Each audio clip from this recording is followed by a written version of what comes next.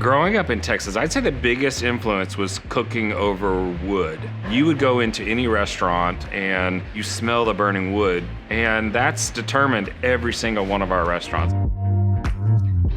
For a while there, I was looking at it as, okay, I got this idea, let me find a location for this idea. And that took 2 years with no success. It was too hard to start with an idea and then find a location. What ended up happening was, okay, let's scrap that logic and let's find a location, and then let's create something that I'm passionate about that will fit into that location, that makes sense for the neighborhood, makes sense for the rent, makes sense for the size. And we loved Atlanta, and that's where JCT was born.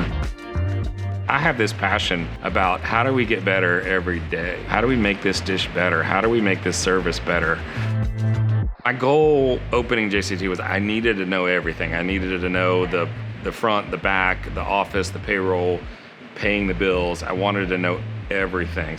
1.5, 2 years in, I said, I'm ready to do more. And at that point, it was like, I kind of had a good idea of what needed to happen to grow. And I had this passion for other chefs in the city. There's tons of chefs in the city. They're friends of mine who didn't have access to capital at the time. They may not have gone through what I had just gone through to learn the business side of things and have all the different connections.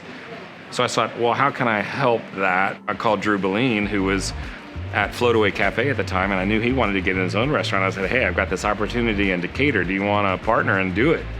He's like, yeah, let's do it. So we did, and that blew up. So then I was just full steam ahead. I'd never cooked Tex-Mex in a restaurant before, but I knew I ate it all the time, and I knew I cooked it at home all the time, and I loved it, and I wanted to create a restaurant that I wanted to go to. And I knew that that type of food wasn't really in Atlanta or the Southeast at all. Krog Street Market came along, and I'm like, this is it. This is perfect for Superica. I see kids coming into our restaurants. They go off to college.